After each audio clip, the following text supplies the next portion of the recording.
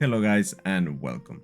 In today's video we're going to be talking about certain group of items that are a little bit controversial because we tend to sell them to the collector when we shouldn't. That's correct. In today's video we're talking about all the items you should not be selling to the collector or to anyone, or vice versa. You should be farming these items so you can sell them on the market for a lot of profit. So this list will actually be seen as a many probably a money making guide, or a man, you saved my life by letting me know this because I had this item and I was about to sell it kind of guide. So with that being said, let's get started. But before I do, just letting you know that for this month starting today, there's gonna be new drops on Twitch every Monday and I'm gonna be streaming, so make sure to come by and say hello. Now let's get started with the first item, and that is a freaking item that is super expensive, and that is the Corsair Ambrosia. That's correct. This item drops from the pirates, already confirmed. Here's a clip. The other one, right? The mystery doesn't get solved. Yeah. It's really when you have that, then you. The Corsair Ambrosia just got it, dude. Oh, holy shit! Holy shit! Yes. Wow. The Corsair Ambrosia at the moment actually sells for 80k a piece in the market. But what makes this specific item drop from the pirates so expensive? Well, the Corsair Ambrosia is actually an item that you use to be able to get the Captain Gillian drunk. And by doing that, you unlock the Harbor Island third earring. That's correct. You obtain the ambrosia, you place it on Captain's Gillian table, you fight him, and you get the earring. And after doing that, you actually unlock a little cave system with a lot of mining ores, locations, nodes. It's a great place. The only problem is that it's full of sharks level 51. So if you got the level and you want to risk it, it's definitely a good place to grind, a good place to level up, and a good place to, get that mining. The next item we're going to be talking about is at hand with the sharks, and that is the Oceanic Tear.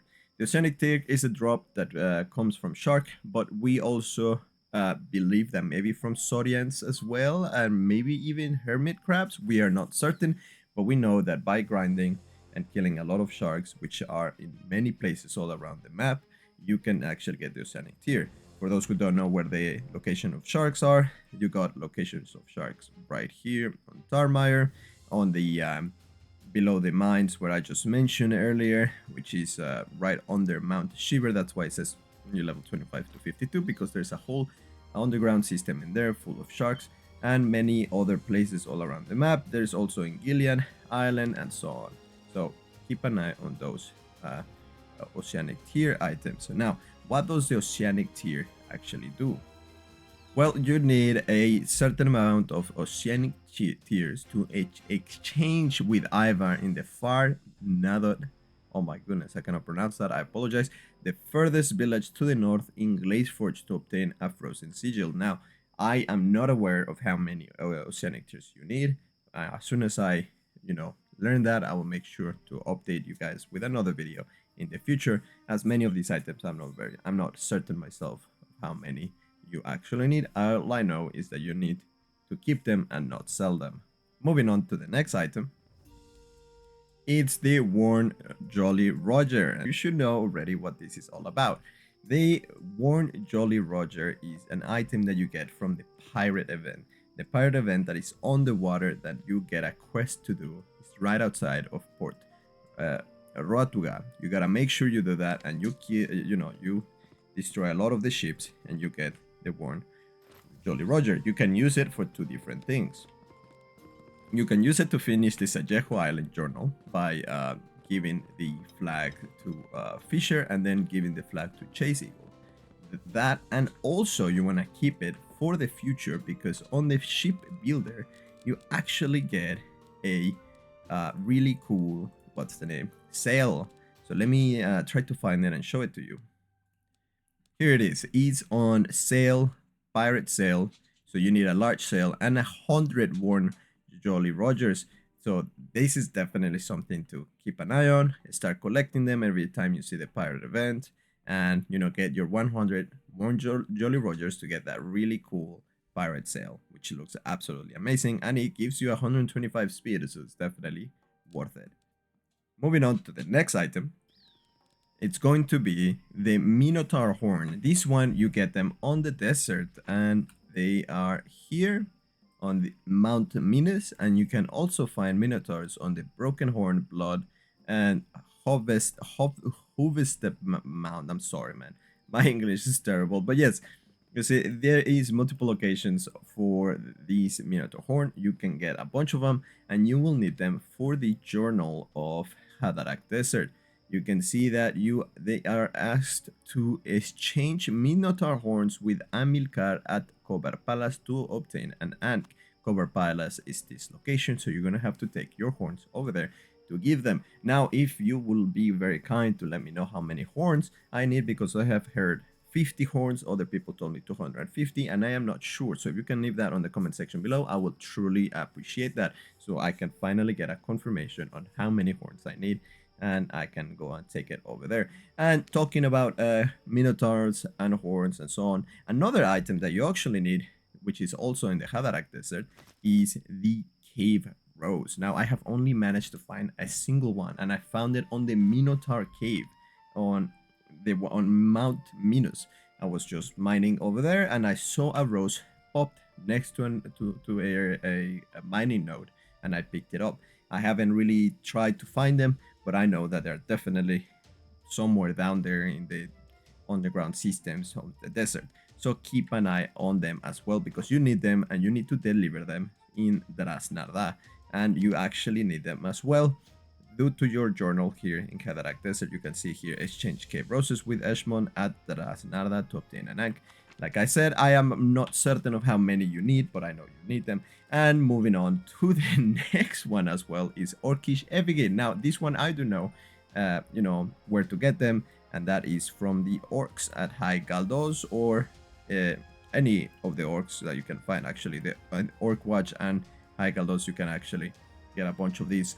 They're not that hard. They don't drop that, they're not that rare, but they're definitely worth checking out. So you need a bunch of them as well, as you can see right here. You need to exchange them on the desert. How many do we need? Again, I don't know, and for that I apologize for giving you incomplete information. And the next item, the next item is Igneous Ice Shards. These ones, you need them for the Glaze Forge journal.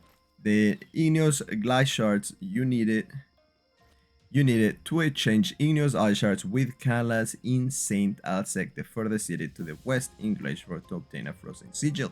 So it seems that a Glaze Forge is a lot about these frozen sigils and so on, so you make sure to keep an eye out on them. Now, where do I got it? I got it by farming mobs in the Watchwood region. I would be assuming, or I would want to assume, that you can actually get that item by farming anywhere in Glaze Forge, but I am not certain. What I am certain is that I did got the item by farming here in Watchwood. So do know that. And the next item is the Holy Water. The Holy Water, you get them by farming here on the first slide, farming the Morningstar mobs. You get them, and you do need, I do know how many items you need on this item. You need 50 Holy Water. You need them to deliver, and I believe they unlock the respawn shrine. Correct me if I'm wrong in the comment section below, but I do know that you need 50 of them, and it's also probably part of your journal. Let me check real quick. There we go. Yeah, you will probably unlock the shrine with the 50 holy water, and therefore getting this check mark, right? So a lot of little items that you're gonna need, and it's a lot. It's super fun in one way, and very annoying in another way, because there's nowhere in the game that tells you. Now let's move on to the next item that I sadly don't have, so let me just go ahead and bring it on the market. That is called the Aether Dust. Now, the Aether Dust is an item that I honestly have no clue no clue where it drops. I just know that you must not sell it, and I'm not sure why. I haven't really checked into it, but I know people has been telling me, don't throw it, don't nothing. That's Aether Dust. So if you know, leave it on the comment section below why I shouldn't be, you know, throwing this one away. Why should I be keeping it? So with that, and I think, that gives you a pretty good example of good locations to grind on and things to keep an eye on as well. And just for the sake of the video, make sure to never sell anything that has the following description. And that is the one that says material. Anything that drops that says material, not cosmetics, no nothing else, nothing. If it doesn't say anything, you can sell it to the collector like this one. If he says cosmetic materials, it's just to get those cosmetics. But if it just says material, that's definitely a part of a crafting recipe. So for example, for tier 3, for tier 4, for tier 5, or who knows. So they will always fetch a decent price. So keep an eye out for them as well. Now, with that said, I think that's the list so far that I know of. If you know of any other item that we should keep an eye on, please let me know in the comment section below. Make sure to join our Discord. We have all this information there, and we are always helping newcomers and anybody who wants to know anything about the game. So make sure to click on that link on the description below. I am sure I will be making another video like this one in the future, because we are just level 47. There's still bunch of levels to go, and we're nowhere near on finishing this game. So for that, I'm extremely excited and looking forward to it. Well, that's it. I am Tote Torres, and it's been a pleasure talking with you. I hope you found this video useful, and I hope I was able to help you out. Please do leave a like and subscribe, as that really helps my channel. And yeah, that's it for today. I'll see you in the next one. Take care.